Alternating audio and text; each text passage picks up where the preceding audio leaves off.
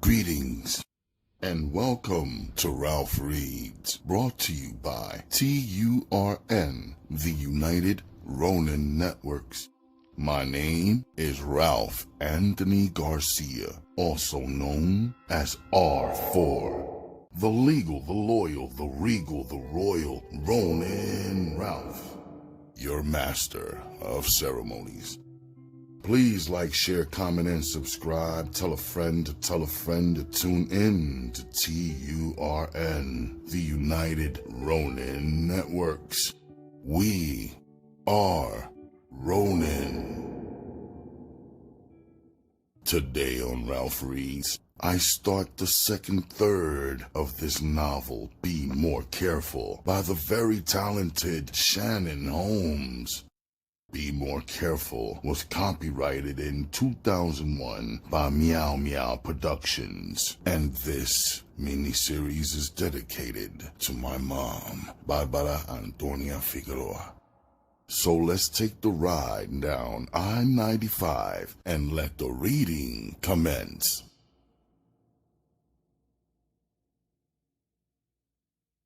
Part 2, Black. Chapter 9. Click-clack, click-clack was the sound of Black's gaiters echoing loudly in the bullpen. He paced the holding cell back and forth, trying to burn up all his nervous energy. It won't be long now, he thought. For 4 years, he had lived for this day. Now that it was here, he was nervous as hell, sweating profusely through his suit. His lawyer, Stanley Steinbeck, a short, balding Jewish man, told him after he got convicted to sit tight. He'd beat it on appeal, and he did. It took a little longer than Black expected, but he did what he said he'd do. He found a loophole, a technicality in the case, thus allowing Black to slip through the cracks of the system. Now Black was going home on an appeal bond. Stanley Steinbeck was on his job because Black was paying him a king's ransom, a 6-figure salary. He argued Black's case in Maryland's Supreme Court, successfully introducing new evidence of police mishandling of evidence. After both sides argued, the relevance and objections were sustained and overruled, Black was granted a new trial. In a matter of minutes, he would be a free man, physically. Mentally, he was living with his crime, and Black knew he would live with it until the day he died. He'd have no choice but to live with the guilt, which truthfully was eating him up inside. If he could take back killing Ty, he would. It wasn't even a second thought. Thick steel bars were all that separated Black from the outside world. His mother and little brother were waiting outside the courthouse for him in a stretch limousine. For him, it was comforting to know that somebody still had his back, no matter what. Unlike his fake-ass fiancée, who showed her true colors when she thought a nigga was down and out. That bitch just don't know how wrong she was, thought Black. Netta had no idea Black was being released either.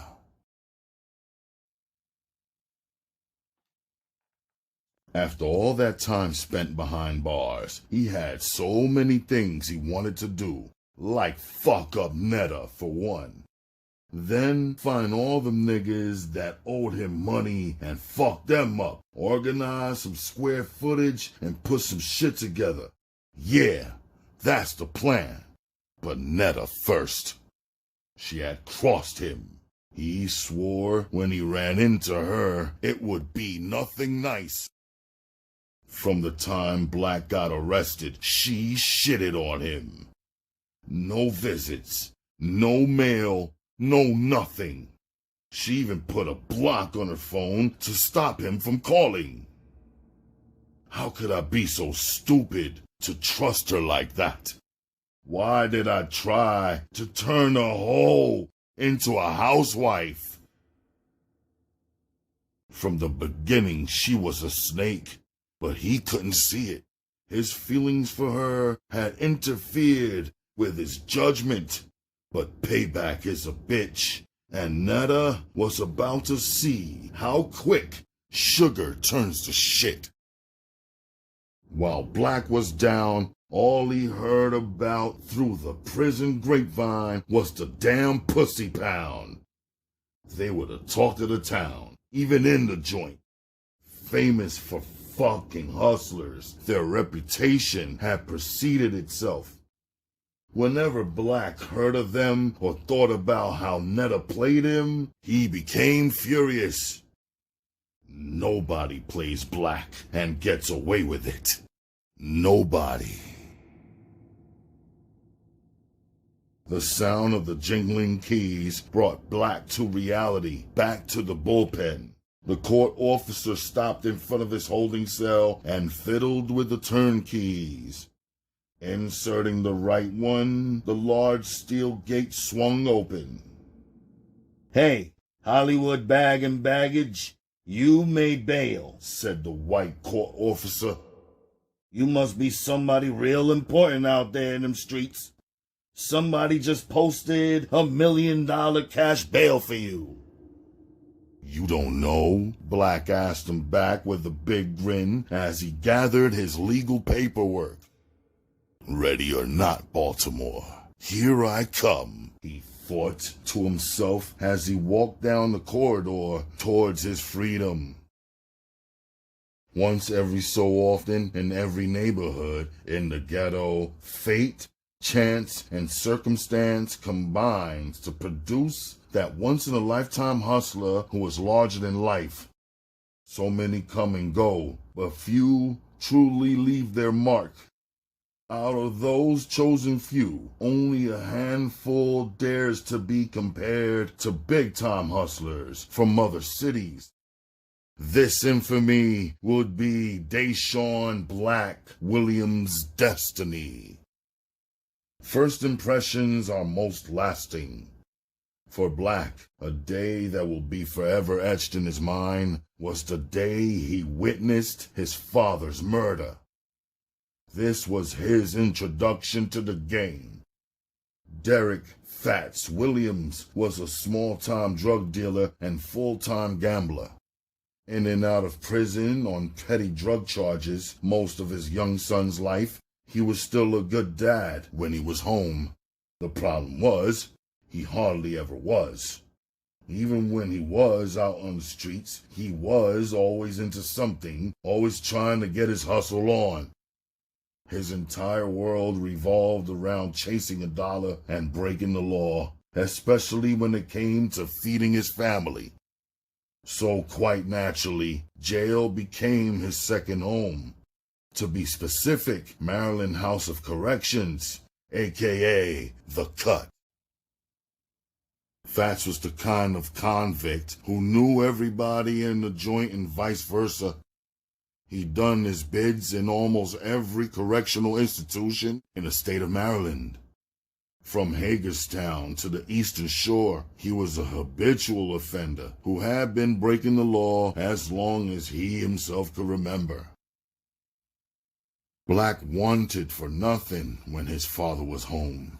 He was his father's pride and joy, and Fats spoiled Black rotten. Growing up, Black was a basketball prodigy. It was in his genes.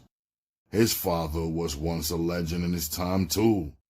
Black had hoop dreams of playing basketball for the national powerhouse, Dunbar High, just like other greats from East Baltimore like Sam Cassell, Muggsy Bogues, Keith Booths, David Wingate, and Reggie Lewis, who were all before him.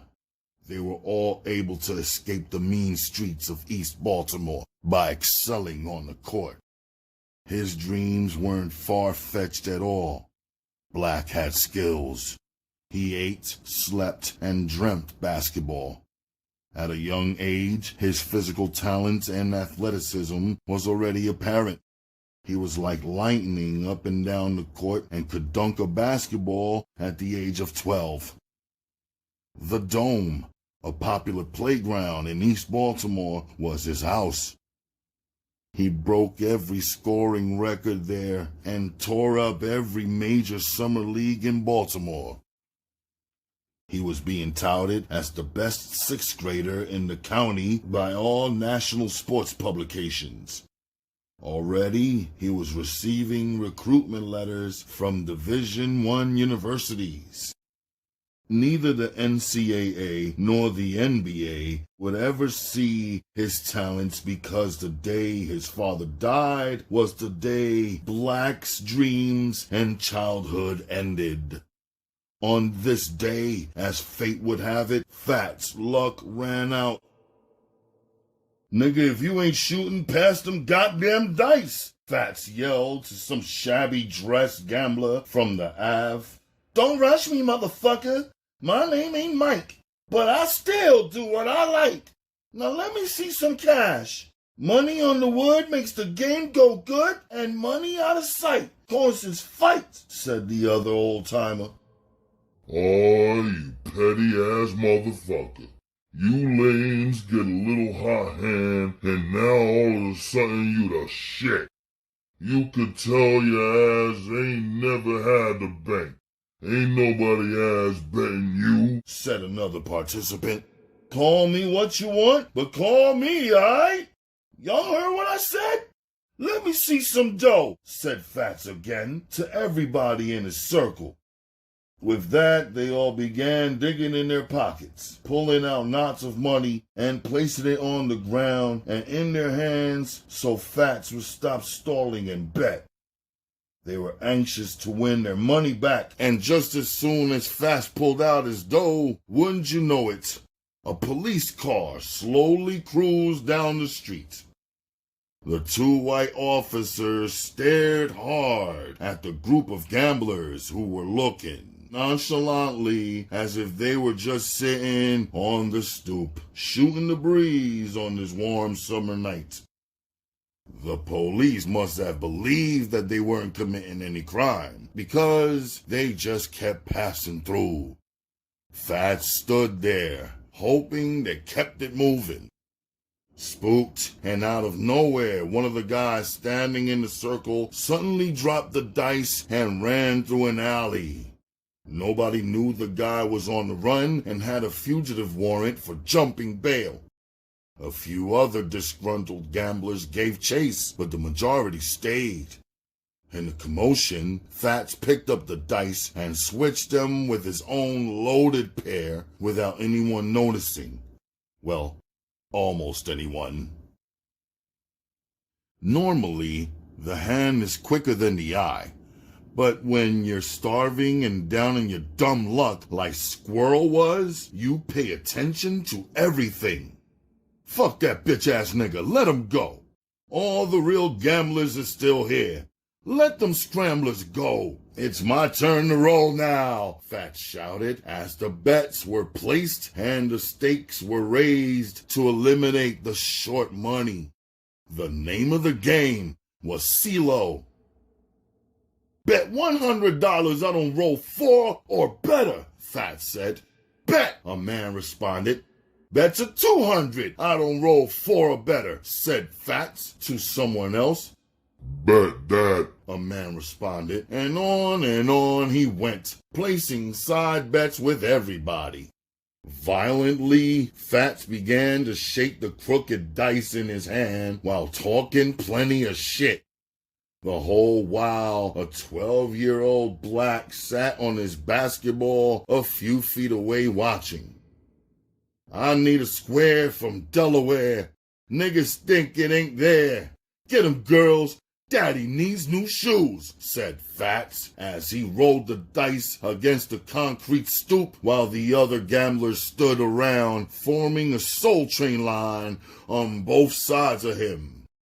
It seemed like an eternity from the time he threw the dice till they hit the stoop and stopped spinning.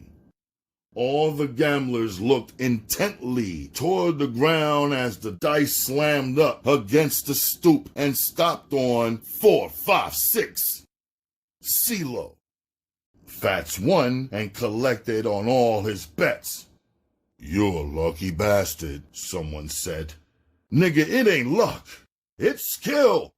This my bread and meat. If I don't win, then I don't eat," he said, rhyming his talk as he always did. Fats will be lucky all night long. He killed them, taking all bets and all their money. The only reason he stopped gambling was because he broke them. Fats stung them big time. He strolled off with close to $5,000 in his pockets. Not bad for somebody who started the day without a dollar to his name. Before Fats and Black could get off the block, they were approached from behind. It was Squirrel, the only sore loser who peeped the switch of the dice. "Let me holler at you for a second, yo," Squirrel called from behind. Fats stopped in his tracks and turned. When he saw who it was, he looked puzzled. He didn't know him like that to be rapping with him. There were casual acquaintances who happened to run in the same circles. Fats wondered what he could possibly want. "Dig, yo. I peeped that shit you pulled back there and I ain't even say nothing. You know, I lost a nice piece of change back there. So, I guess that makes us partners, right? Break me off some of that dough." Fats's face suddenly frowned up. He knew what he did, but he wasn't going to admit it. He got real angry and ignorant with Squirrel. "Motherfucker, I don't know what you're talking about, and I ain't got nothing for you. I wouldn't give you all the shit you could eat," he spat. "Nigga, what you calling me, a cheater?" asked Fats. To accuse a man of cheating in a dice or a card game in the ghetto was an automatic death sentence for the accused or the accuser. Fats let it be known in so many words. Preparing for a confrontation, he gently pushed Black away from him to keep him out of danger. Then he slid his hand into his back pocket and whipped out a large knife. He was ready for war. Squirrel stood his ground defiantly. He would not be run away so easily. He wanted what he came for, and he had no plans on coming up short. Squirrel had no choice. It was do or die, kill or be killed. The ultimate ultimatum. In a flash, Squirrel reacted by pulling out a small .25 automatic. The toyish-looking pistol didn't scare Fats, not one bit. He kept advancing on Squirrel like a cornered rat, and Squirrel attacked. He leveled his gun and squeezed off one shot, stopping Fats dead in his tracks. The bullet struck Fats square in the chest, piercing his heart. He dropped his knife, stumbling as he clutched his chest. Collapsing to the pavement, he was gasping for air. His chest cavity expanded a few times, then it stopped. Shell-shocked, Black watched in horror as Squirrel went through his father's pocket, removing the large wad of cash. He stood motionless against a storefront window, unable to help his father because Squirrel had his eyes and gun trained on him. After Squirrel finished robbing his father, he turned and ran. As soon as he left, Black ran to his father's side. Bending down, he tried desperately to talk to him. "Daddy! Daddy, don't die!" he cried. It was a lost cause. His father was dead. Bystanders tried to pull Black away from his father's body, but he wouldn't budge. He bent down, lowered, and kissed his father's cheek as he cried over his father's lifeless body. "I promise I'll get him, Dad. I promise I'll get him, he whispered in his father's ear. In his mind, this was far from over. It was never a question whether Black would kill Squirrel. It was only a question of when.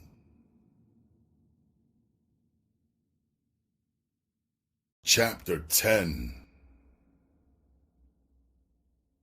The repercussions behind Fat's death were felt immediately by his young girlfriend, Cynthia Harris. With the family breadwinner dead, she had to carry the burden of caring for their 2 sons alone. As a high school dropout and unskilled worker, there wasn't much she could do to earn a living, so the family was forced to apply for public assistance. Their odds of survival were slim. One good thing that Fats did before he passed away was he bought a measly row home for his family with the proceeds from his gambling. The house was located in East Baltimore on Ashland Avenue and Madeira Streets, which was as ghetto as you can get. The area was high crime and low income. Here, it was survival of the fittest. This poverty-stricken neighborhood was where Black spent his formative years. It's not easy for a woman to raise a man, and Lord knows Cynthia had her hands full trying to raise a man-child like Black. As hard as she tried, she couldn't compete with the streets for her son's attention. Unable to guide him right, she sat back and watched helplessly as he went wrong. She watched him become a product of his environment, the ghetto. His family was the perfect example of poverty, with no father and at times no gas, heat, or electricity. They lived welfare check to welfare check. Black grew tired of watching his mother struggle to feed and clothe him and his little brother. By the time he was 13, he took to the streets in an attempt to make ends meet. Cynthia gave her sons all that she had, pouring out her heart and pocketbook to give them the best of everything she could afford. But it never came close to matching what their father had provided for them. Her welfare check never seemed to stretch far enough. To her youngest son, it didn't matter what he was given. He was too young to understand things. But for Black, it did matter. He was ridiculed at school for the clothes his mother bought for him. He understood it was the best that she could do and therefore never complained to her. But he fought every day to keep the other kids from teasing him. Over time, Black became a very good fighter. By the time he was 14, he stopped going to school altogether. There was only so much his mother could do to protect her firstborn from the dangers of the streets. Black had a void in his life, a void that could only be filled by a male father figure. He needed that type of guidance that only a man could demand of him. Black dabbled in all kinds of petty crimes, from stealing cars to snatching pocketbooks. Later, experience taught him to leave the petty crimes alone. They were high risk and low reward. Black was at the stage of his life where he was easily influenced by what he saw. Black's thoughts and opinions about life were shaped by his environment. Hustlers in nice clothes with beautiful women driving expensive cars excited him. In the ghetto, as in the outside world, money made things happen. Money decided who lived or died, because of it or the lack of it. Black soon realized if he acquired enough money, he could buy anything. Friends, happiness, even a little time. His every waking moment was spent thinking about making big money. Slowly, he allowed himself to be corrupted by older hustlers. As time passed and he grew a little older, his mother realized Black couldn't or wouldn't be saved by anyone from the streets. On the inside, Black was motivated by desperation. Young and ambitious, he was anxious to come up, past his wildest dreams.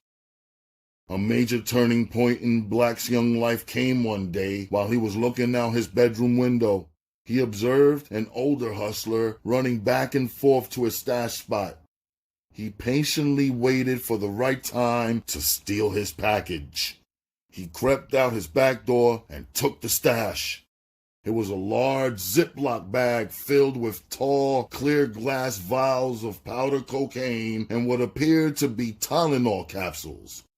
Inside his bathroom, he quietly examined what he had taken. He counted 100 red-top vials of coke and 100 pills. Something told him to grab one of the pills and open it up, so he did. The contents of which spilled on his fingers. He tasted it, then quickly spit it out. This ain't Tylenol, he thought to himself. Despite the fact that it was white, he reasoned, it must be dope. And it was. He gathered up the drugs and placed them back into the Ziploc bag and went back to his room and waited for the late night to come. The coast would be clear, and all of the regulars would have gone in by then. He would be ready to peddle his stolen drugs. At 1 a.m., Black snuck out of his house to the corner to sell drugs. He found out from a dope fiend that the coke was worth $10 a vial and the dope was worth $5 a pill. While Black was making sales, a white Mercedes-Benz S500 with an AMG kit slowly drove by, sitting on 20s. The car was so sick, Black felt nauseous.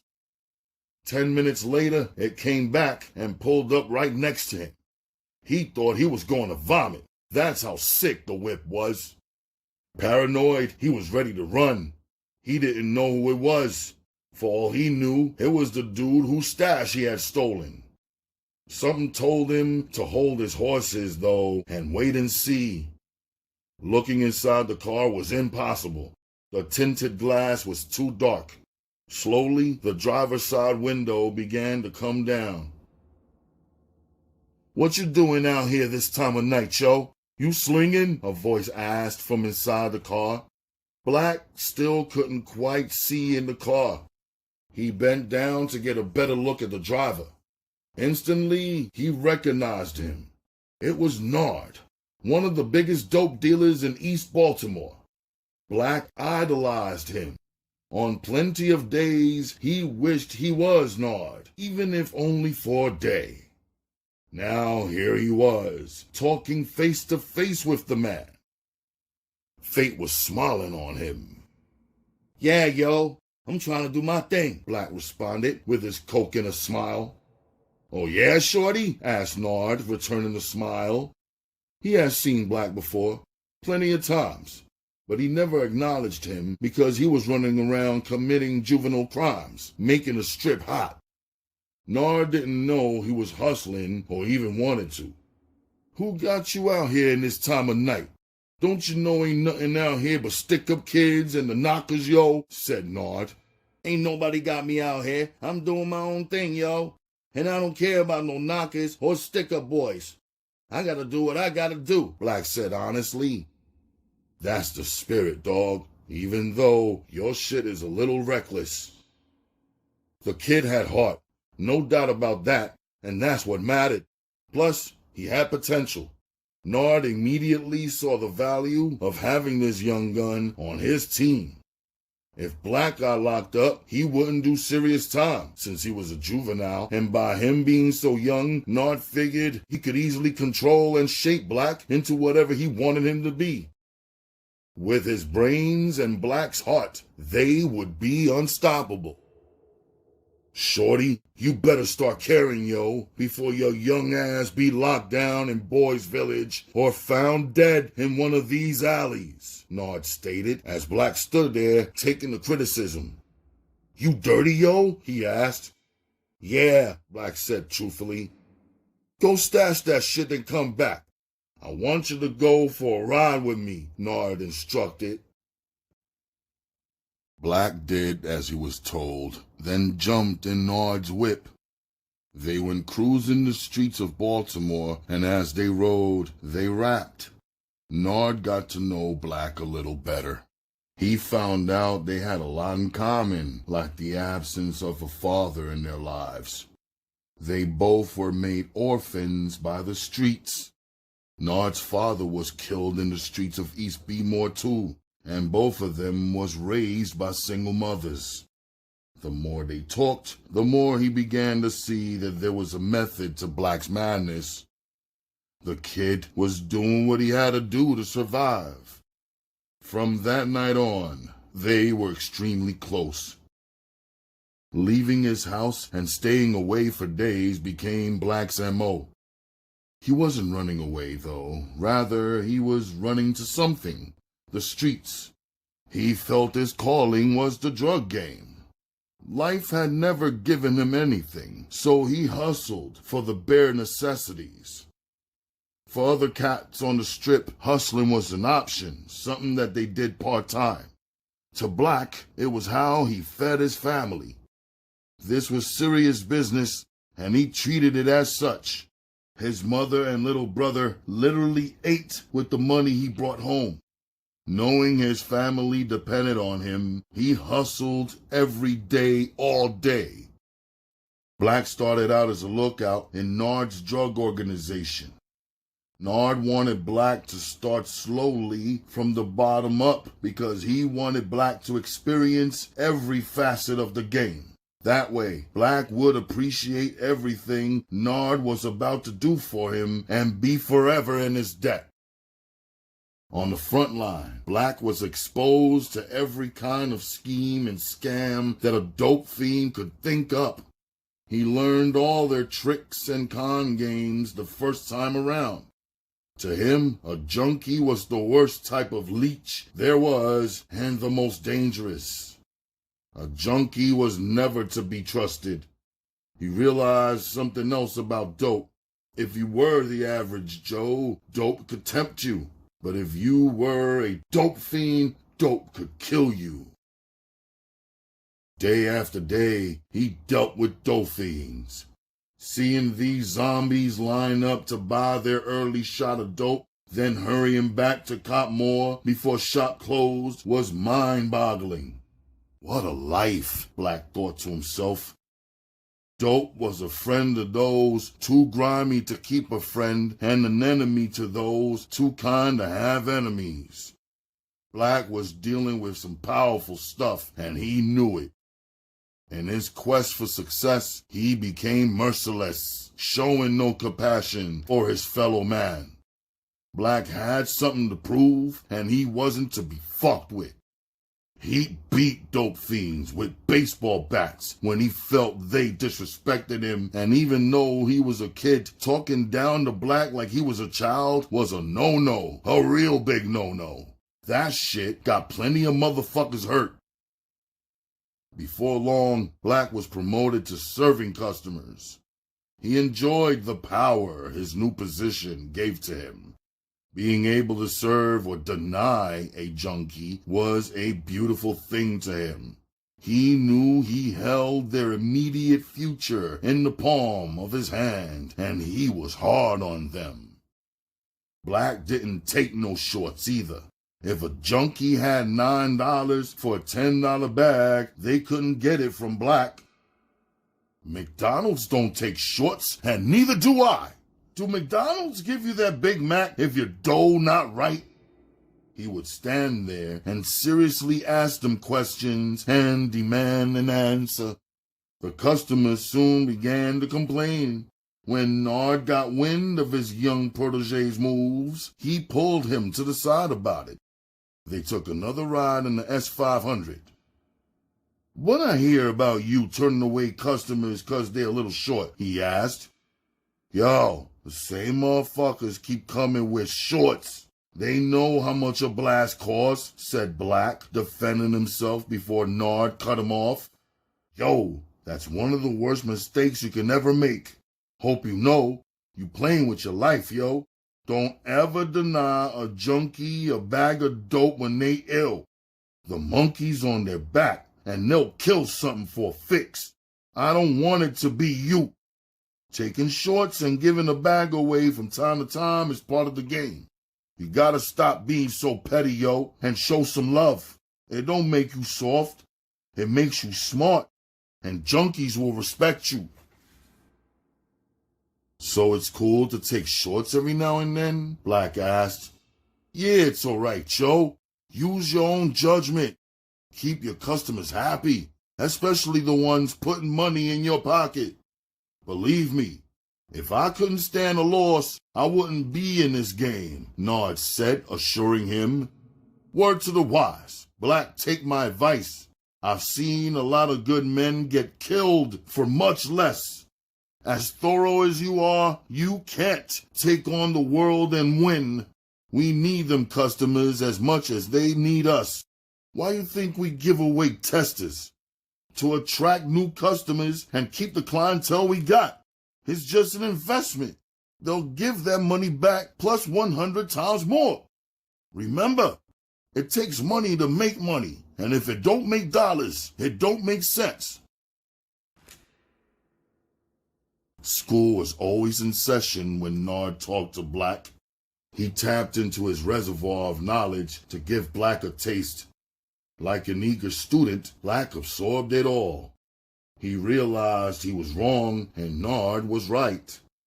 He wasn't supposed to carry it like that. Whether or not he knew it, Nard had just saved his life. In the following weeks and months, he applied what he was taught. Junkies called it playing fair when he began looking out for them. The feedback he received from the streets was positive, and he started getting respect instead of being despised. Though Black was still a young buck, he made some unusual observations for someone his age. The one common thread that bonded each heroin addict together was that they absolutely had to have some dope every day or they would become violently ill. He couldn't understand the physical chains heroin had on them. He didn't understand that their bodies had tricked their minds into believing that dope was as vital as food, water, and air. On his dope lines, Black would see his peers, his brothers, and his sisters, aunts, uncles, mothers, and fathers waiting to cop dope. They were slaves, begging, borrowing, stealing, and selling their bodies for some queja. Daily, he could see the misery in their eyes. It dawned on him that those who had the least to lose always lost the most, and people didn't just use drugs, they abused them. Ignorance was the only excuse for Cynthia and her lack of knowledge of her son's illegal activities. How could she not know? Everyone in the neighborhood was telling her about her son selling drugs. She would often warn him about the ills of street life and try to remind him of his father's untimely demise. This example was not enough to scare him or change his ways. Her message went in one ear and out the other. Black was already deep in the game. He wouldn't listen to anybody except Nard. Cynthia started out trying to save her son from the streets. She never thought of who would save the streets from her son. Black was steadily bringing home large sums of money and giving it to his mother. At first, she wouldn't accept it. Eventually, she did. She found it harder and harder to say no to those $100 bills he flashed her way. Over time, her mentality changed from that of a concerned parent to that of a co-defendant. By accepting his dirty money, she only encouraged him. She became his silent partner. Though she wasn't out there slinging dope, her hands touched blood money just the same. She was as guilty as her son, if not more. But what other choice did she have? They needed that money. She needed that money. The grocer or Baltimore gas and electric company didn't care where that money came from as long as the bills were paid. Being the sole provider for the family, Black took great pride in taking care of his mother and little brother Darnell, nicknamed Stink. 8 years his senior, Black spoiled him rotten. He treated him more like a son than a little brother. He affectionately nicknamed his brother Stink because of the way he smelled when his diaper was being changed, hence the name. His life was pampered compared to Black's. He didn't want for nothing, as Black made sure of that. His closet was filled with designer clothes. Any new toy or video game that came out, Black made sure he had it. Stink would never have to eat government cheese again, or the butter and syrup sandwiches Black called wish sandwiches because he wished he had something else to put on the bread. Stink would never know the embarrassment of paying for Chinese takeout with food stamps from the corner store. There would be no more hard times or bad times, not if Black could help it. The money Black was accumulating easily surpassed any amount his father ever brought home. He knew the value of money, and he was obsessed with saving it. His mother held his stash just as she'd done for his father. She never spent a penny unless it was absolutely necessary. Black had to encourage her to spend some money on household things. He had her buy new mattresses to replace the old pissy ones. Black bought a new living room and dining room set to replace the old raggedy ones. Cynthia bought pots and pans, everything needed for a kitchen. Now the house began to look and feel more livable. It no longer reflected the gloom and despair that lay just outside the door. Under the watchful eye of Nard, Black began to come up, but he was still a work in progress, so Nard made it a habit to question him to see where his head was at. "What you doing with your money, yo?" Nard asked him one day out of the blue. "Saving it," answered Black sincerely. "That's good, Joe. The sun don't shine forever. Sometimes it rains. The game is funny like that, so you gotta be careful, yo. Keep doing what you're doing, stacking that paper, 'cause you never can tell when this run gonna come to an end. You gotta save for that rainy day." He didn't have to tell Black twice, 'cause Black knew the power of the dollar. Black watched it at work every day in the streets. The rich got richer, the hustlers, and the poor got poorer, the dope fiends. He knew what it was like to suffer after his father got killed, and there was no way in hell he was gonna go back to living like that. He'd kill something first. 4 years later, Black began to look hard for something of value to invest part of his stash in. His heart became fixed on a car. He thought that if something ever happened to Nard, or if he fell off, he could always sell the car and get back on his feet. To be so young, he was grasping the mechanics of the game faster than some grown men who have been hustling all their lives. He didn't know how to go about buying a car, so he turned to Nard, seeking his help and advice. "Yo, Nard," Black called as he began approaching him one day after the shop closed.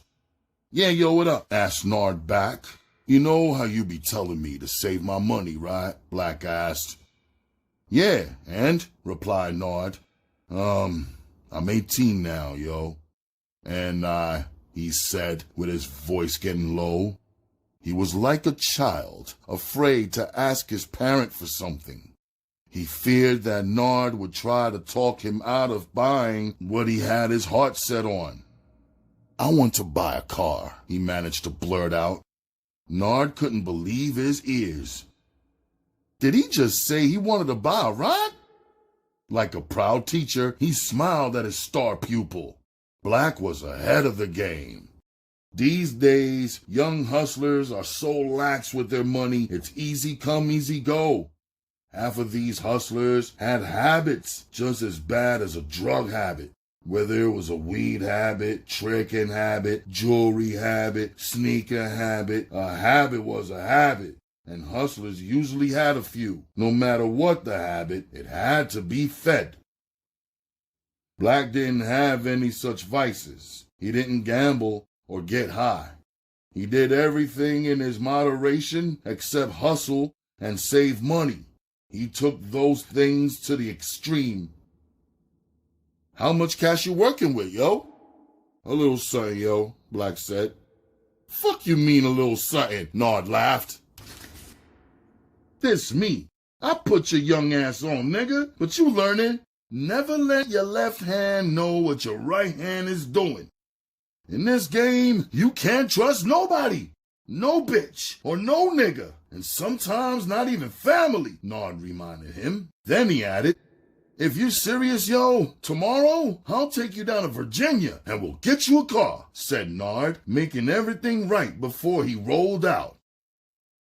It wasn't until the next day when Black whipped out $20,000 from his stash that Nard became a believer. He offered to sell Black one of his 5 cars, but Black rejected that idea. He wanted his own car, his own identity, not some car that Nard had previously driven around town. To him, it was sort of like sharing your main girl with your main man. Nard understood where he was coming from with that, so they went to Virginia as planned. After all, it was his money. In Springfield, Virginia, there was a crooked car dealer from D.C. where the majority of hustlers from B-More bought their cars. The main reason for traveling to Virginia, though, was because the sales guy never reported cash transactions over $10,000. Anything over $10,000 had to be reported to the feds. Instead, the sales guy would book up paperwork to make it appear that they hadn't spent that amount when they actually had. Through word of mouth, hustlers from B-More started buying their cars from him. Nard had copped 2 of his 5 cars from here, his Toyota Cressida and BMW 325 convertible, before he got too large to buy cars from car lots like these. Having dealt with the car dealer before, they were pretty familiar with each other. As soon as they pulled on the lot in Nard's Lexus, the dealer knew what time it was. They weren't down there to browse. The greedy car dealer loved dealing with hustlers because they always paid with cash. He rushed Nard into his office while Black walked around the gigantic car lot. He was mesmerized at the vast collection of automobiles. The Jaguars, Volvos, BMWs, Benzes, and Porsches in every make and model staring back at him.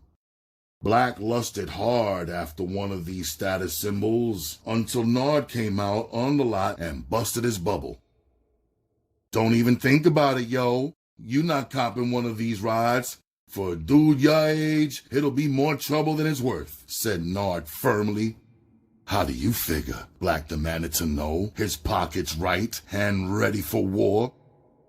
Look how young you look. You ain't even got a mustache yet. Police gonna be pulling you over and shit. B-More ain't but so big. There ain't but so many places you could drive a Jag or a Benz without getting noticed. One of these cars will get you hotter than fish grease, said Nard, trying to explain this without any disagreements between him and his star pupil. It was settled. Black copped a black, slightly used Toyota 4Runner with chrome rims, bumpers, and crash bars. He thought this rough-looking truck would enhance his image. The sticker price of the vehicle was $25,000, but Nard talked the dealer down to $20,000, which he already knew was in Black's pocket. The dealer accepted the cash and took care of the paperwork. He placed the title and registration in Black's mother's name. Then he slapped the temporary tags on the rear window, and they were off. Black successfully managed to navigate his way back to B-More following Nard. He was the talk of the hood, styling and profiling on the block.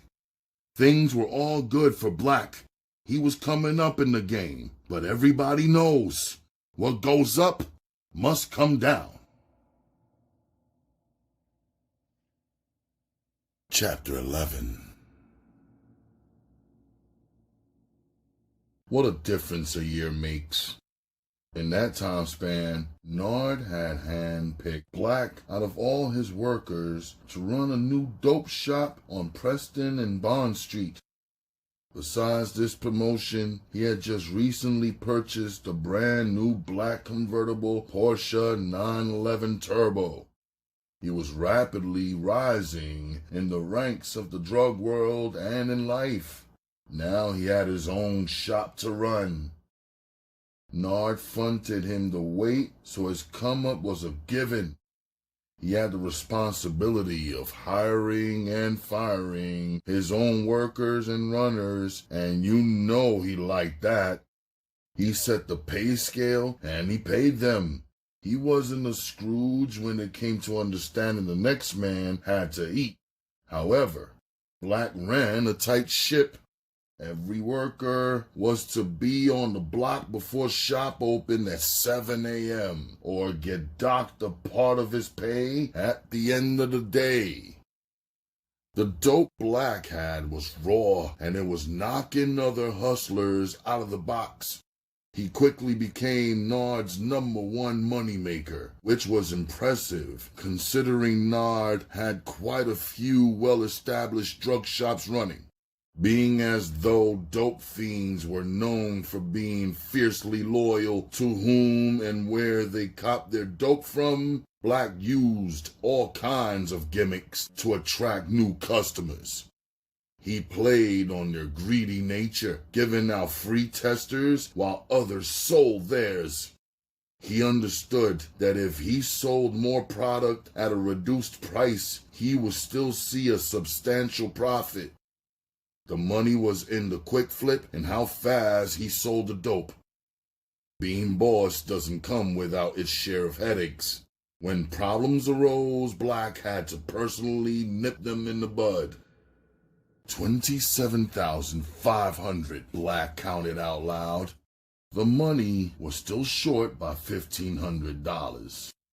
He and his lieutenant, Stan, were counting and recounting last night's take over and over again. The money was short yesterday too, yo, by $2,000. I ain't saying nothing because I wanted to see something. Now I know for sure, yo, somebody's been stealing, he said as he looked at Stan. Stan's chickenpox-marked face showed an expression of puzzlement. He arched an eyebrow and quickly replied, "Don't look at me. You know I will never cross you like that, yo." Stan now had a worried look on his face. He knew who the culprit was. He was the one who had personally vouched to get the kid a job. "Fuck you talking about, yo? I put you in charge of these niggas. They answer to you, and you answer to me. You supposed to be on top of this shit. I pay you to direct the traffic, and you can't even do that right. When I find out who the sneak thief is, I'ma take his head off, and I should take yours right along with his, yo," Black said, glaring daggers at Stan. Stan was petrified of Black, just like everybody else. Black was known for carrying a gun at all times, and everyone knew he'd use it. Stan was scared he was about to use it on him, but on the contrary, Black didn't suspect Stan. Actually, he trusted him to a certain degree. If he thought it was Stan, they wouldn't be having this conversation. Black would have already killed him. "Go get that work from downstairs." "Shit, I might as well count that up too, and see how much of my shit is missing," instructed Black.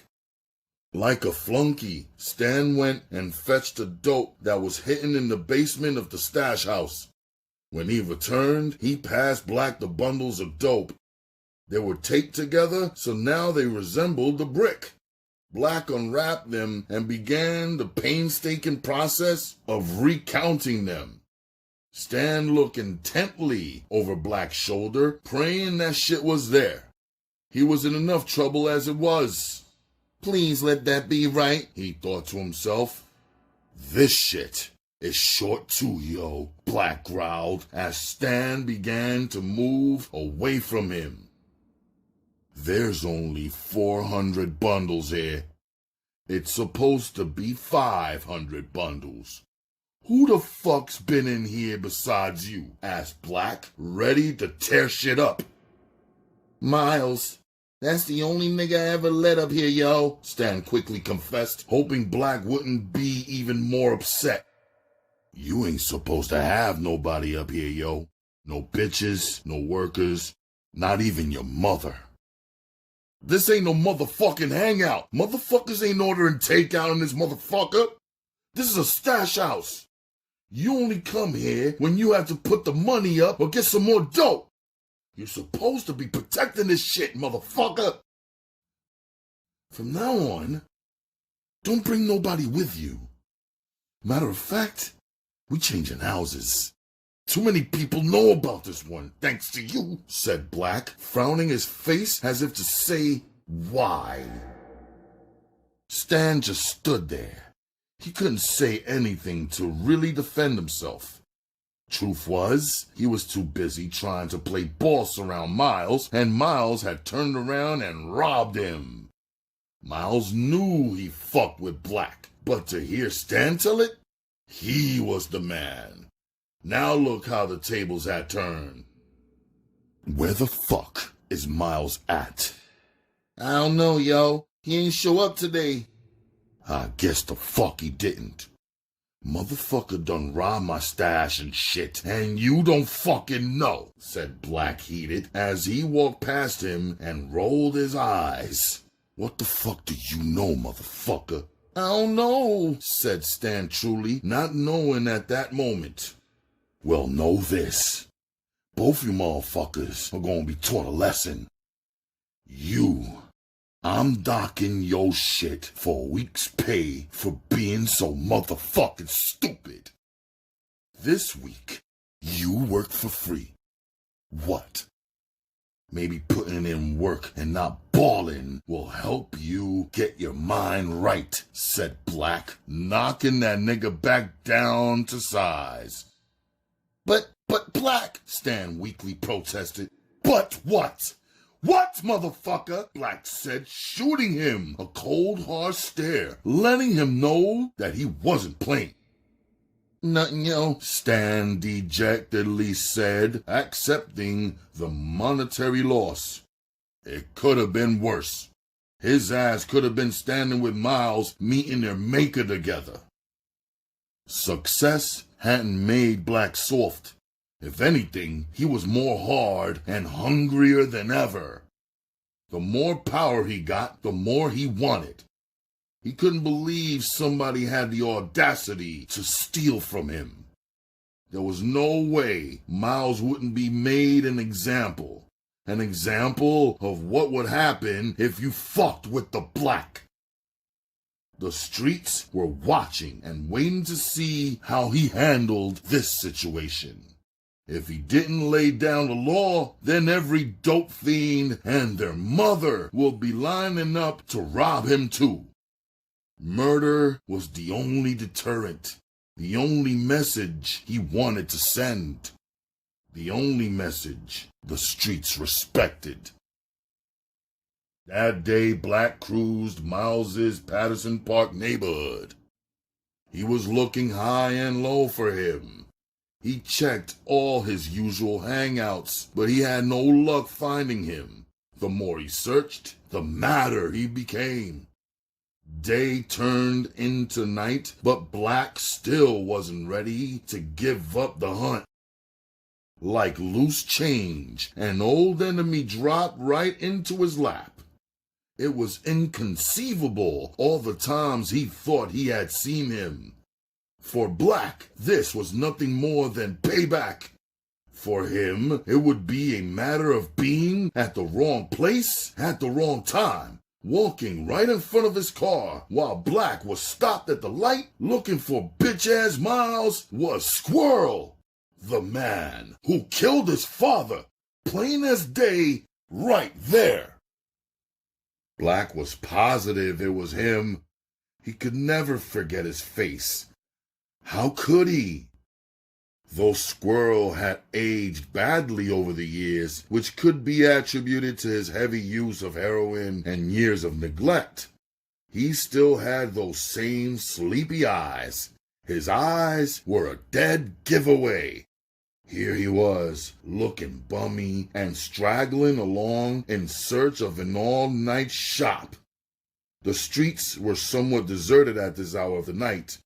Only the cops and criminals were out, both trying their best to look inconspicuous.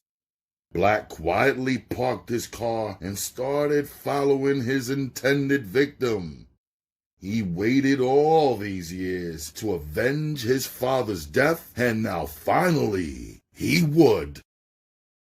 Black watched Squirrel wander from spot to spot, following him within a 2-block radius. Squirrel was going from what he looked like one shooting gallery to the next, which was merely your average abandoned building that served its purpose as a dope spot. Black was close enough to him to put a bullet in his back. He could kill him like a coward, and Squirrel would have never known what hit him. But Black was no coward. He wanted to look at him in his eyes and see his fear. He wanted Squirrel to know why he was going to die. He wanted him to see his pain and what he took from him. He wanted Squirrel to die like his father had, shot dead like a dog in the street. "Yo, old head, hold up," Black shouted, thinking quickly. Approximately a half-block ahead of him, Squirrel could barely hear him through the dirty knit cap he had pulled down tightly over his ears. It was a nippy fall night, signifying he spun around and toward the direction of the noise. From that distance, he thought Black was the dope man. Chasing, he was desperate for some dope. He stopped and waited for Black to catch up. Faking like he was out of breath, Black said, "Damn, old head, you moving pretty fast, yo. I've been trying to catch up with you for a couple of blocks." "Old head, you want to make some money, yo?" asked Black all sincerely. "Hell yeah," Squirrel immediately said, thinking how broke he was and how high he could be. Presently, he was looking for another dope fiend to go half with him on the bag of dope. He only had $3 to his name. What I gotta do?" asked Squirrel, thinking his dumb luck couldn't be changing, even though he was ready to do anything for some money or a bag of dope. Squirrel was ill. He had swallowed his pride a long time ago. He was living a foul life, doing any and everything imaginable except fucking and sucking dick for a blast. "I'm getting evicted tomorrow, yo. I gotta be out in the morning. I got this floor model television I need help lifting into the back of the U-Haul truck. Help me out, and I'll hit you off with a couple of bags of dope and $10, said Black, throwing in the dope to spice up the deal. He went into his pockets and peeled off a $10 bill, handing it to Squirrel. The stack of money caught his eye, further enticing him. He took the bait, hook, line, and sinker. "How far we gotta go to your house?" he asked excitedly. "Oh, it's right around the corner. Just gotta take the alley, old head. I'm dirty, yo. I don't want no knockers running up on us while I'm carrying all these bundles of dope," Black said, emphasizing the word dope, running his game. "Damn, youngin', can I get mines now?" Squirrel greedily inquired. "Slow your roll, yo. I'm gonna take care of you, old head, as soon as we're done. I got that raw, too. It will be worth your weight." That was all Squirrel needed to hear. That alone was reason enough for him to go along with Black. He would have followed him to West Hell and back for a bag of raw. Briskly, they walked through the alleys till Black found the deserted area he was looking for. They were halfway through the alley, just deep enough so no good Samaritan could see them. Pretending like he was home, Black climbed up a few steps that led to a house. With his back turned, he went into his pockets, faking like he was taking out some keys to open a door. "Where's the U-Haul truck?" wondered Squirrel, about to ask. Then seemingly from out of nowhere, Black turned with gun in hand. Squirrel almost had a heart attack as fear suddenly gripped him. His mind flashed back to all the shiesty things he'd done to burn people out of dope and dollars. Stunts he pulled last week alone were memorable. Is this the dude I sold those bad VCRs to? The ones with the cement bricks in the back? Or maybe he's the one whose stash I stole from behind the trash can. The chrome .357 Magnum that Black clutched stared at Squirrel with a vengeance. Even in the shadows of the alley, he could see the cannon's outline, and it made him beg for his life. "I'm sorry, yo. Please don't kill me," he pleaded. Squirrel was sorry, and he didn't even know what he'd done. "I got a wife and kids to feed. Please don't shoot me," he pleaded again for his life.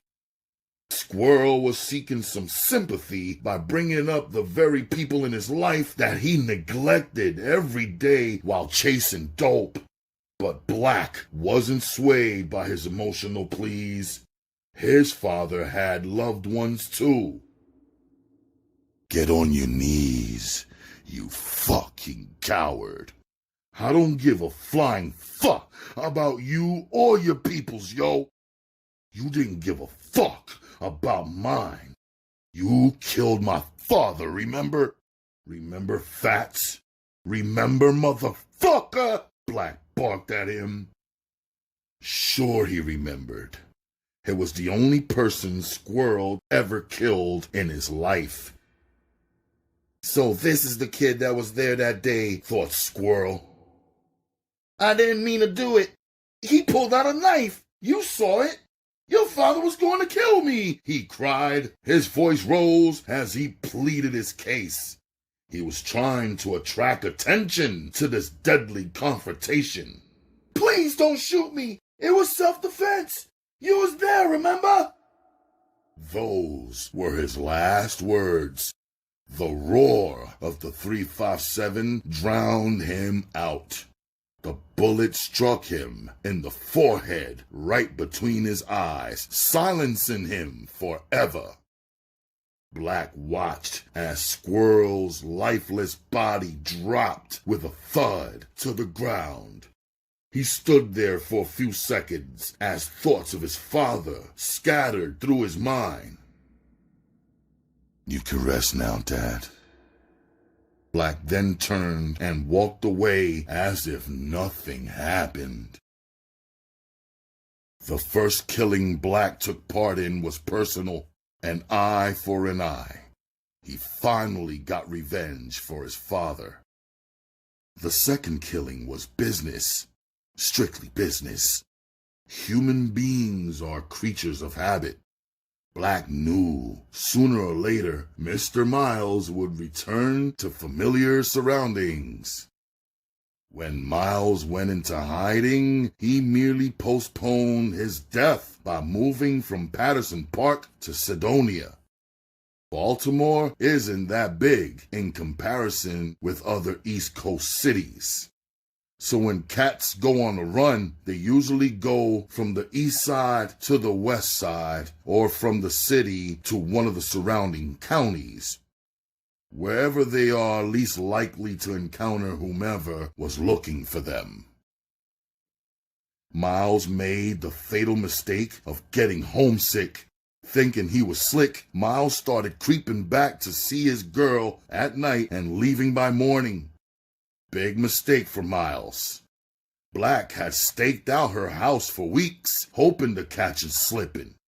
One night while he was going to the store for his girl, Black caught up with him, followed him to the store and back, then killed him on his girl's front steps.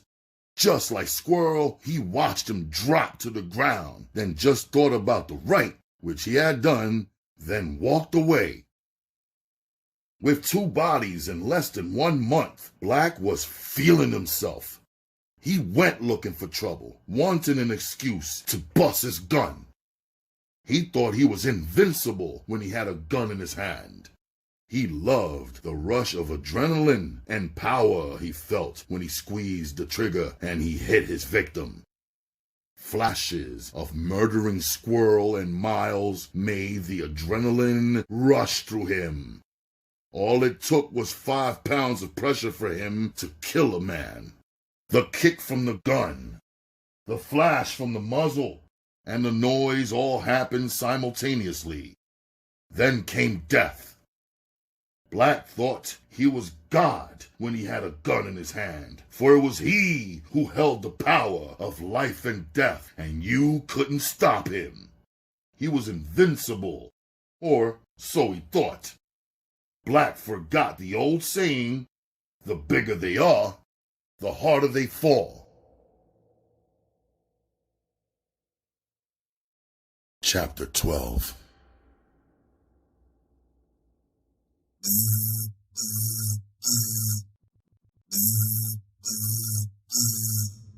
Black's pager vibrated loudly on the nightstand, causing it to do a strange dance. It was times like these he regretted having a pager. He was dead tired, and it seemed like every time he tried to get a breather and take a rest, there was always something disturbing him. Instinctively, he reached his hand out from beneath his covers. Feeling around on the table, he managed to maneuver past his keys and money till he located it. He hit a button on the pager deactivating the vibration device. Slowly, Black peeked through one eye, looking at the numeric display. It read 007911. And he knew immediately that this was trouble. It was Nard's secret code that he only used in case of emergencies. Black jumped up out of the bed and raced to the phone. "This Black," he said to a female that answered the phone. "Black, this is Michelle. Nard got knocked," she said in a soft-spoken voice. "Say no more. I don't want to talk over the phone," he said, knowing exactly who Michelle was. "You know where he live, right?" she asked. "Yeah, yo, I know where y'all at," he answered, trying to get his mind together. "Come over and I'll explain everything," she said. "I'm on my way," he answered back. Inside Nard's house, Black listened carefully as Michelle relayed the message she got from Nard and explained to her best ability what she knew about his arrest. Black couldn't believe it was going down like this. Not his man, not his mentor, not his connect, not... Damn! Nard was too smooth, or so Black thought. He didn't put himself in those kinds of positions since his hands never got dirty. He always had someone else do his dirt for him. There was always someone between Nard and the streets, whether it be a broad, a soldier, or a lieutenant. His risks were always kept to a minimum. This was the reason he never been knocked, and his organization enjoyed a long run. The next day, over at Baltimore City Jail, Nard explained to Black the details of his arrest. His voice dripped with venom. "I'm telling you, yo, point blank, this was a setup. Somebody snitching," he angrily said. "The fucking knockers went straight to my stash spot, yo. How they know I had a secret compartment in the dash? They knew which buttons to hit and how many times. It was like I was riding their car, I swear, yo. You don't even know about my stash spot. The only person who knows about that besides me is Garfield." Garfield was one of Nard's most trusted and oldest lieutenants, and Black couldn't stand him. He always said if Garfield ever gave him a reason, he'd kill him. Black knew the nigga was soft. Garfield was the type of cat who'd rather squash a beef than go to war over a block. Too many times Black saw him come to a compromise with other hustlers. In his book, Garfield was a chump and was only down because he knew Nard from way back. There was no room for weakness in the game. Nobody respects a nice hustler, and Black felt Garfield lacked the killer instinct. Truly, Garfield wasn't cut for the drug game, and now he was snitching. There was nothing Black hated more than a motherfucking snitch. He couldn't believe Garfield had crossed his man. A snitch put too much shit in the game. A snitch anywhere is a threat to hustlers everywhere. Black, I need you to take care of this, yo. You know what you gotta do. Make sure that nigga don't make it to court, said Nard. Both men stared at each other.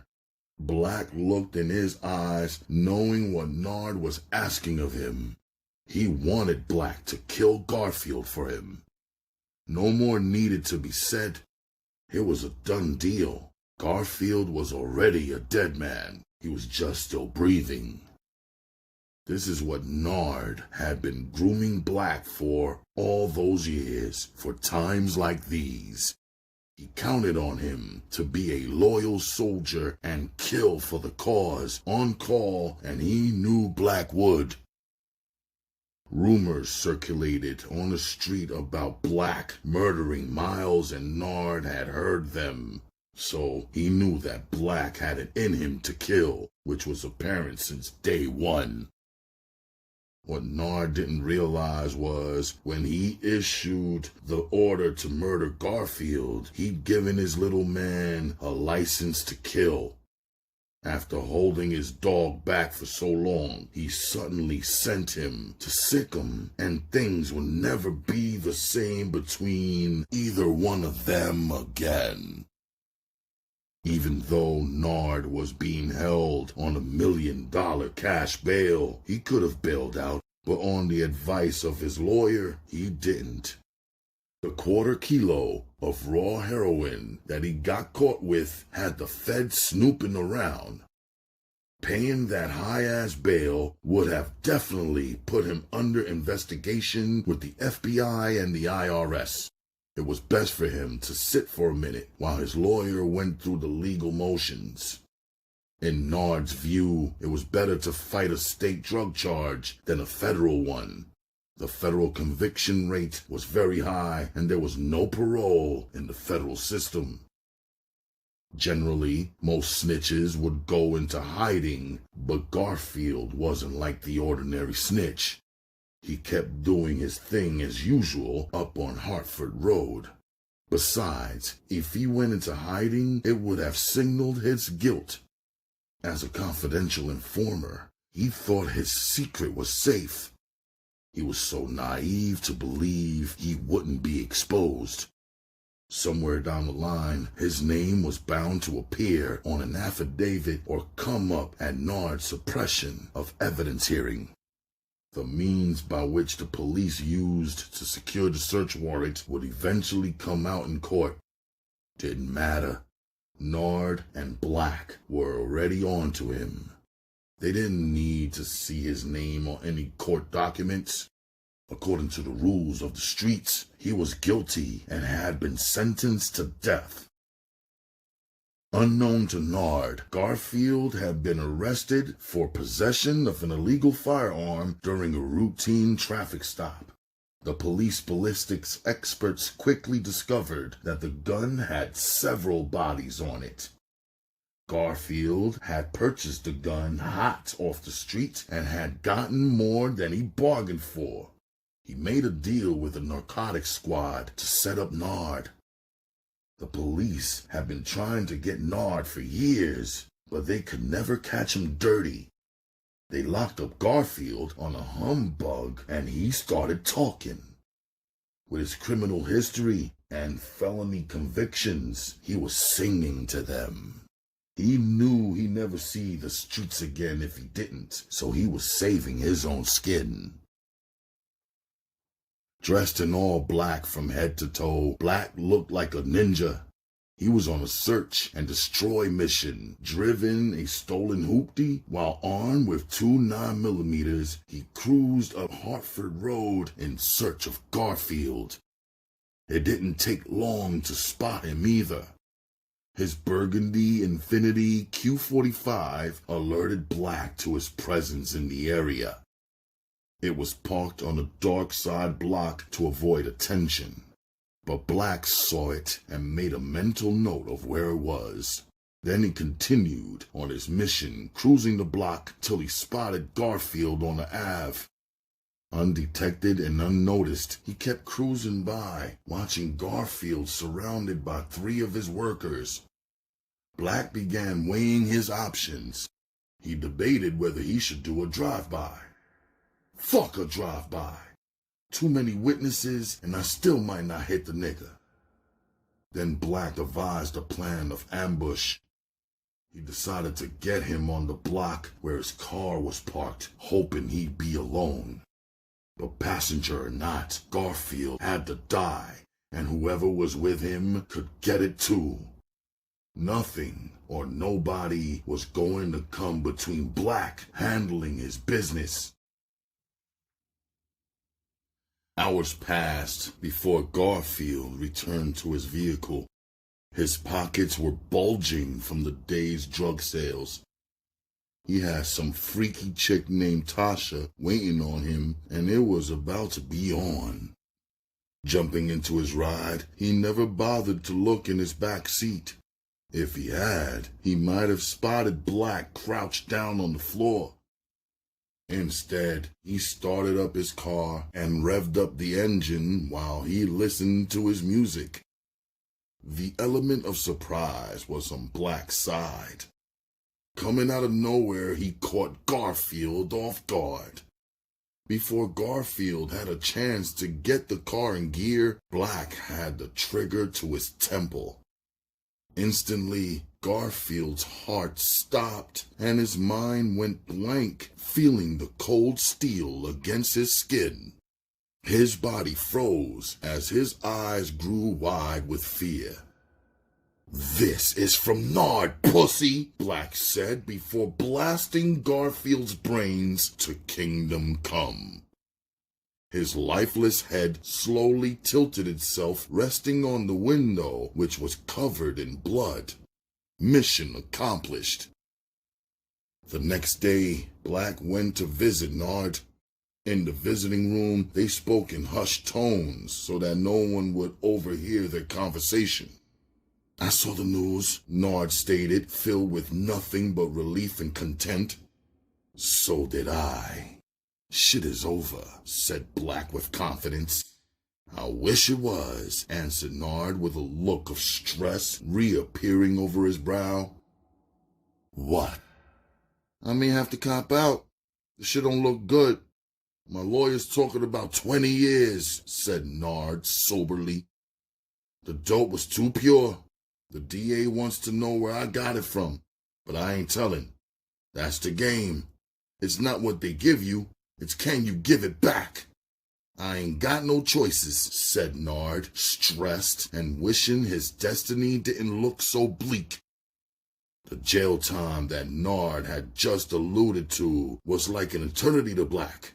He couldn't see 5 or 10 years down the road, let alone 20 in prison. Hell no. Nard might as well do life. And from the gloomy expression on his face, it appeared he was about to. What the fuck am I gonna do now? Black wondered. Shit wasn't right. "Look, yo, don't you worry about me. This ain't a done deal yet. My lawyer still might beat this case. You know the game, and the game don't stop just 'cause I'm not. I'll plug you in with my connect. He'll front you whatever you can handle, and me and you will be partners, 50-50. You give my half to my girl. What do you think? Is it a deal?" Black dreamt about this day his whole life, though he didn't think it would happen like this with his man knocked and fucked up. He knew it would happen. Whatever you say, I'm with you, yo.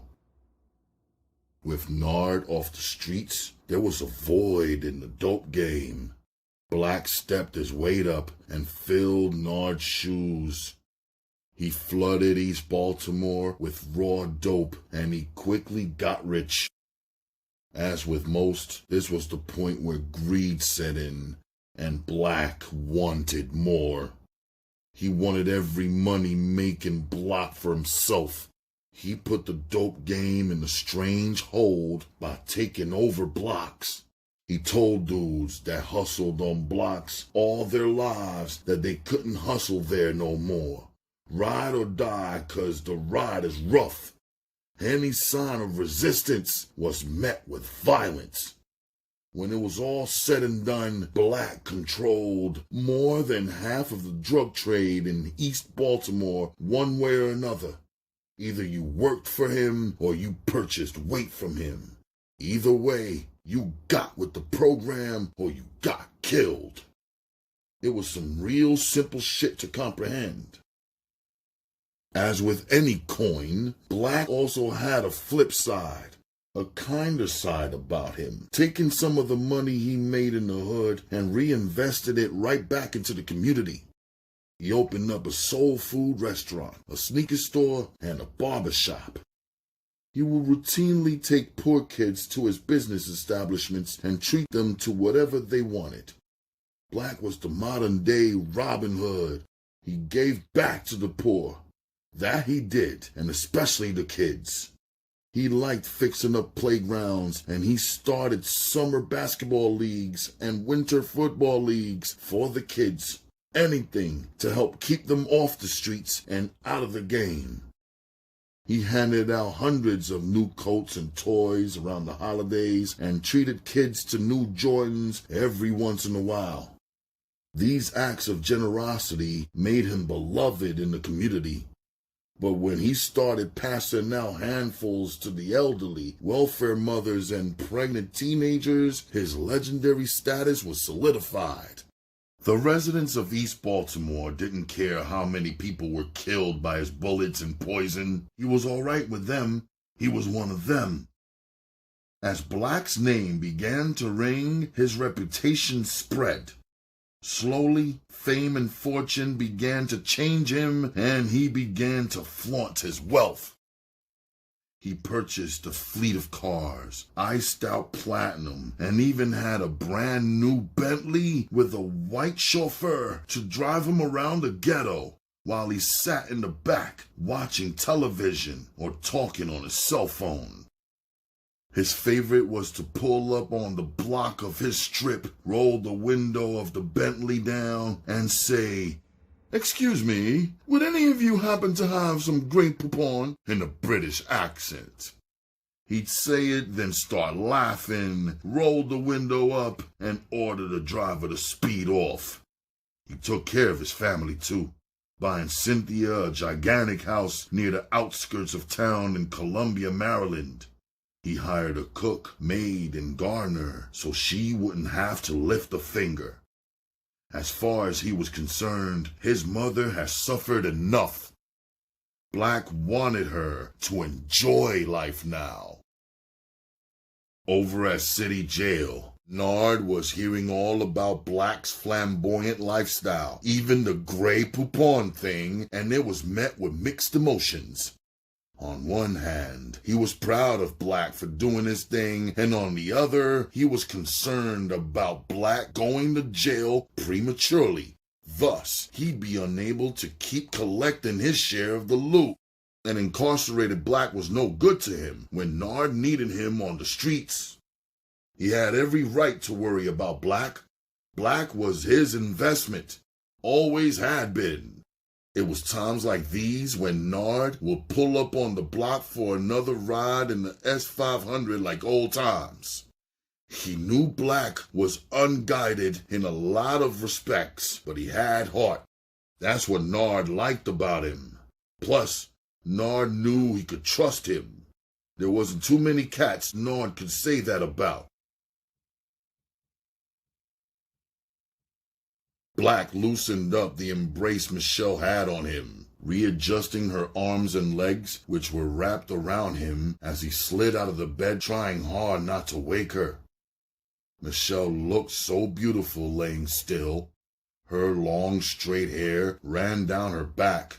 The green silk sheets clung to her body's voluptuous contour. From where he stood, Black could see the imprint of her round behind and perky breasts. It made his dick hard all over again. Now he understood why Nard took such good care of her and kept her on lockdown in the house. The sex was priceless. Any man that wasn't a faggot would want her for himself. She was too pretty and too perfect not to desire. I gotta take care of some business, yo, he said, dressing and adjusting his jewelry in the mirror. He looked like a million and felt like one too. He was that nigga. Michelle was irked at the fact he was leaving so soon. You just going to fuck me and leave like that, Black? It ain't even morning yet. I thought you said you were staying the night. I wanted some more. Black was too engrossed with his image in the mirror. He wasn't paying her any mind until he turned around. Michelle was laying across the bed with her legs sprawled apart, completely exposed. She had tossed the covers to the side and was making snow angels at him. Black couldn't turn away from the view. She was sensual, sensuous, and inviting like one of those supermodels in a magazine, but better. One look and he was stuck. He had to have some more of that. He couldn't resist her, and he couldn't leave. Since you playing like that, I'll stay, yo. Now come to daddy. Crawl, he commanded as he began to take his clothes back off. Michelle complied, getting on her hands and knees. She slowly and seductively crawled across the king-sized bed she used to share with Nard. This act was so erotic to Black, his manhood stood at attention. To him, Michelle looked like a sexy Black Panther stalking her prey. When she finally reached him, she looked up at him and took his penis into her mouth and began working her magic as her hand slithered up his chest. She wrapped her fingers around his diamond platinum cross as she kept working her mouth magic. He was all she needed, and he needed to know it. There was nothing Black loved more than getting some brain. Michelle was really into it too, licking and sucking on him, determined to make him come in her mouth. He did. He wasn't ready. Instead, he positioned Michelle on her back as she pulled him down on top of her. Nard ain't got nothing on you. You fuck me way better than him, she seductively said, licking his ears. I ain't trying to hear that shit, show. Shut the fuck up and let me fuck you. This was a scandalous and forbidden relationship, one that began quite innocently. It started months ago when Black and Michelle kept coming in constant contact with each other due to the delivery of Nard's share of the dough. Michelle had always been attracted to Black, but even more so now that he was the biggest drug dealer in Baltimore. He had power, he had money, and most importantly, he was on the streets. She intentionally set out to seduce him. Often, when she knew he was coming over to drop off some money, she let him in her townhouse wearing something tight or revealing sexy lingerie or skimpy t-shirts. She found a way to purposely brush up against him with her breasts. At first, he ignored her merely looking without touching. Then one night, she opened the door wearing an oversized t-shirt. After making sure she was in Black's full view, she bent over wearing no panties, just enough to reveal her pussy to him. He was tempted to tell Nard, but who would Nard believe? Her version or his? Black didn't know how to approach him about this. They never discussed this part of the game or took a long ride about it in the 500. All he knew was Nard was crazy about Michelle and had been with her since she was young. So young that he could have been charged with statutory rape. Eventually, Michelle's antics wore down his defenses. Her lust and desire overruled his loyalty to Nard. Neither one of them ever stopped to think about the consequences of their actions. Nature just took its course. Somewhat inexperienced in the sex department, Black only slept with young girls who was just discovering sex like him. On the side, he would get his dick sucked by fiends. Black never knew how good pussy was. He was so used to blowjobs and quickies, capitalizing on Michelle turned him out. She went all out using every sex trick in the book. She was a freak, performing unspeakable sexual acts in unimaginable positions. She made love to him and with him, teaching him how to prolong his ejaculation in order for her to get her shit off first. He was open. He never had sex like this. When Black mastered the art of Michelle, she had one more thing she wanted him to master: snorting dope. If you really want to fuck all night long, you gotta try this. Do it for me, she stated as they both lay naked in bed one night. From underneath her pillow, she pulled out a small folded up piece of aluminum foil. After unwrapping it, she revealed the dope. I don't know about this, Shell. I don't fuck around, yo, said Black skeptically. Black was more than a little reluctant to try dope. He's seen the harmful effects of drugs all his life. Not to mention, he hated junkies and certainly didn't want to become one. At the same time, though, Michelle was pressuring him. She was an older broad, and he didn't want to seem like the kid that he was in her eyes. Nigga, stop being a pussy, yo. Is you a man or a mouse? Don't you know this shit will make your dick stay hard all night? She asked, trying to encourage him by taunting him. All the big-time niggas toot a little dope every now and then. Oh, but I forgot. You're just a little boy with big boy cars, big boy jewelry, and big boy dough. Black was swayed by her reverse psychology and by her verbal attack on his manhood. When Michelle mentioned the enhanced sexual powers dope gave a man, that sealed the deal for Black. Wanting to prove to her that he was a man in every sense of the word, Black went along with it. Aight, Cho, I'll try it. If it ain't what you say it is, don't ask me no motherfucking more, yo, he said like he meant it. Yeah, okay, she said mockingly, applauding his bravery. Then she passed him the dope. Black took it from her and stared at it for a moment.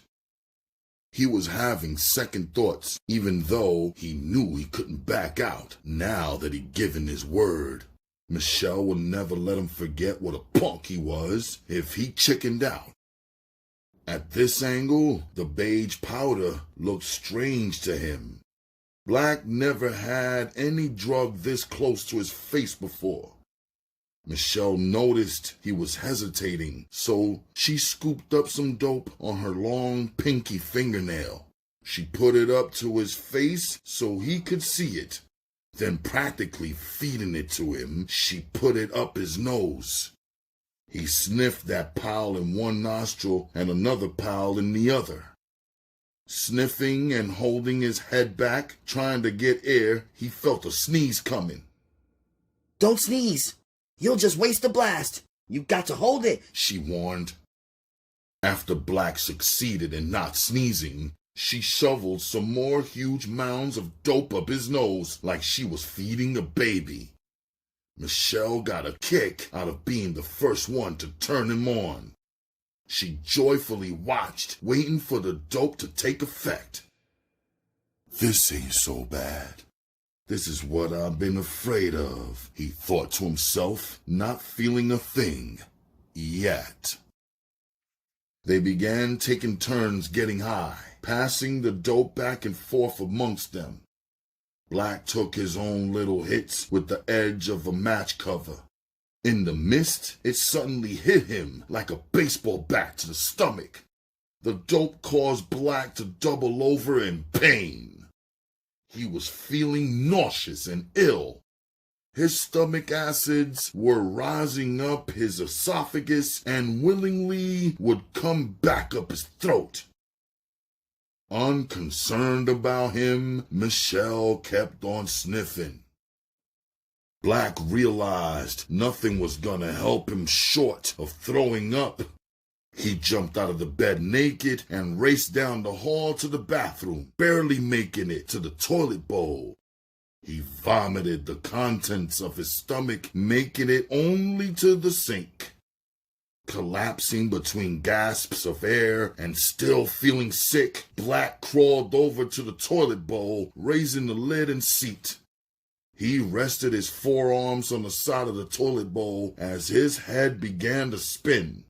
He felt sick again. Michelle made her way, moseying her fat ass down the hall to the bathroom. She stood over him, dope in hand, still sniffing. With a smirk on her face, she calmly said, "You'll live. Don't worry. It happens to everybody the first time around. After you throw up, you'll be ready to fuck all night long. I promise you." Between his coughs, chokes, and sickness plaguing him for the first time, he barely acknowledged her presence, merely holding up his middle finger at her. But once the pain subsided, pleasure began to take hold of him. Oh yes, the joys of temporary pleasure, enhanced by the most powerful drug known to man, heroin. He stood up, gathered himself, and wiped up. He rinsed his mouth and washed his face with cold water, trying to revive himself. He was beginning to feel dizzy. His eyelids were heavy, and it was difficult keeping them open. He began to nod right there at the bathroom sink, still with his hands under the water. Thoughts of fucking Michelle ran rapid in his mind. His dick was rock hard as his head began to nod backwards. Black glanced over in the doorway at a naked Michelle playing with herself as she watched him. "I'm gonna wear this bitch out," he thought to himself as a grin appeared on his face. Michelle just looked at him. "I got him right where I want him," she thought to herself as she walked away, knowing he would follow.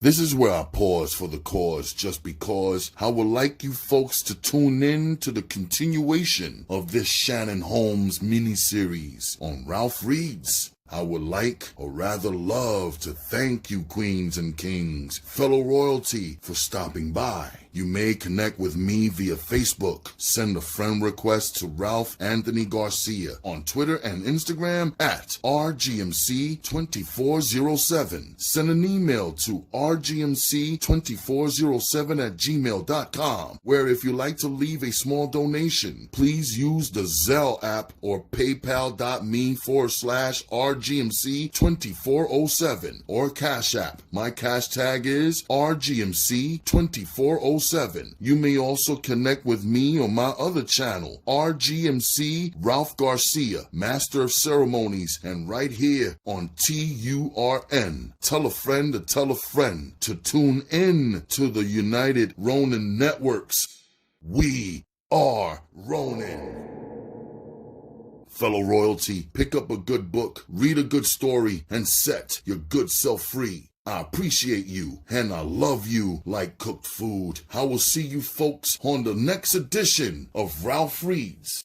Take care of yourselves, folks, because to be honest, when folks did come out with that just say no status, people were real true about it, and for good reason. Stay safe and be careful what you put into your body.